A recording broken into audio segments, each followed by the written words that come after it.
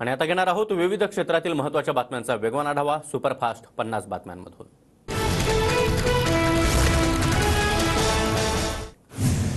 उद्धव ठाकरे फक्त तोंडाच्या वाफा दवडतात। ठाकरेंनी मुख्यमंत्री असताना केलेलं एक काम दाखवावं, उपमुख्यमंत्री फडणवीसांचा ठाकरेंना आव्हान।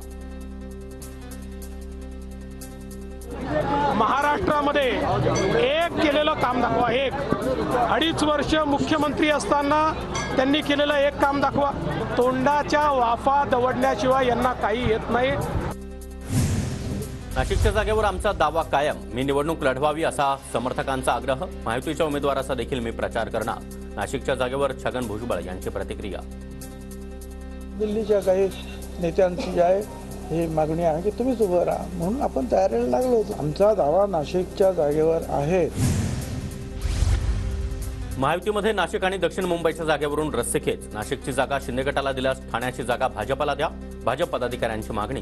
तर दक्षिण मुंबईची जागा शिवसेनेकडे ठेवण्याची कार्यकर्त्यांची शिंदे यांच्याकडे मागणी। 2 दिवसात हेमंत गोडसे यांना उमेदवारी जाहीर करण्याचं शिंदे यांचं आश्वासन। हेमंत गोडसे, अजय बोरस्ते आणि एकनाथ शिंदे यांच्यामध्ये मध्यरात्री बैठक।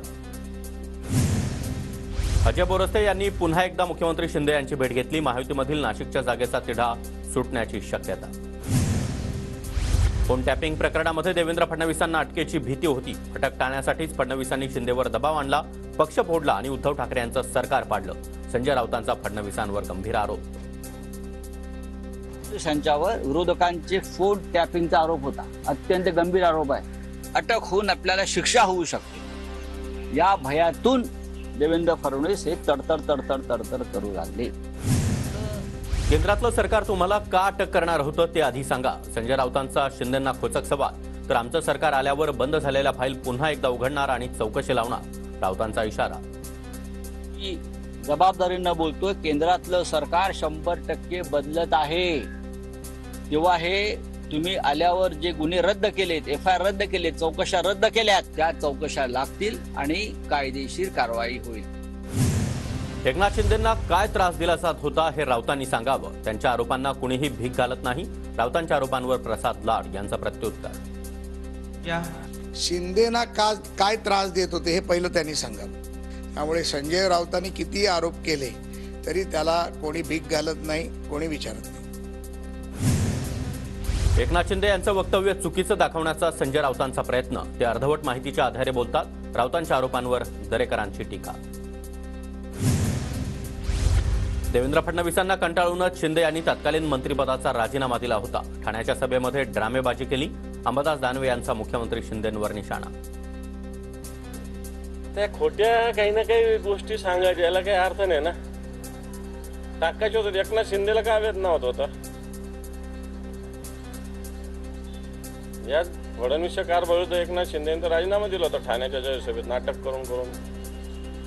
आता या सगळ्या खोट्या गोष्टी, बंपक गोष्टी, स्वतःच्या चुका झाकण्यासाठी उद्धवजीवर आरोप करायचे, हा सगळा बंपकपणाचा प्रकार आहे।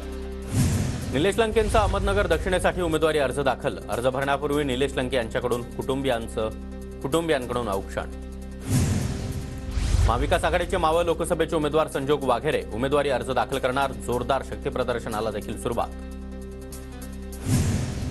अमरावतीच्या सायन्स कोर मैदानाच्या आरक्षणावरून वाद। बच्चू कडू यांच्याकडून सभेसाठी मैदान आरक्षित, तर नवनीत राणा यांच्यासाठी अमित शहांची त्याच मैदानावर सभा। विशाल पाटलांना सांगली लोकसभेसाठी लिफाफा चिन्ह। दत्त मंदिरात प्रचाराचा नारळ फोडत लिफाफा चिन्हाचा प्रचार सुरू। पक्षाकडून कोणतीही नोटीस किंवा आदेश आलेले नाहीत। माझ्यावर काँग्रेसकडून कारवाई होईल असं वाटत नाही, विशाल पाटील यांच्याकडून विश्वास व्यक्त। शिवसेना नेते रवींद्र वायकरांनी मुख्यमंत्री शिंदे यांची भेट घेतली। मुंबई उत्तर पश्चिमच्या जागेसाठी वायकरांच्या नावाची चर्चा। शिवसेनेनं संजय निरुपम यांना उमेदवारी दिल्यास मनसे विरोध करणार। मुंबई उत्तर पश्चिम मतदारसंघातून निरुपम लढण्याची चर्चा। पार्थ पवार यांना राज्य सरकारकडून Y+ दर्जाची सुरक्षा। लोकसभा निवडणुकीच्या पार्श्वभूमीवर सुरक्षा दिल्याची माहिती।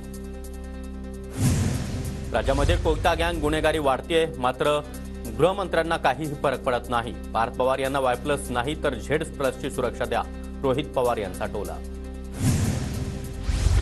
पुण्याच्या मंचरमध्ये अमोल कोल्हे यांच्यासमोर मोदी घोषणाबाजी। शिरूरमध्ये कोल्हे आणि आढळराव यांच्यामध्ये संघर्ष पेटला।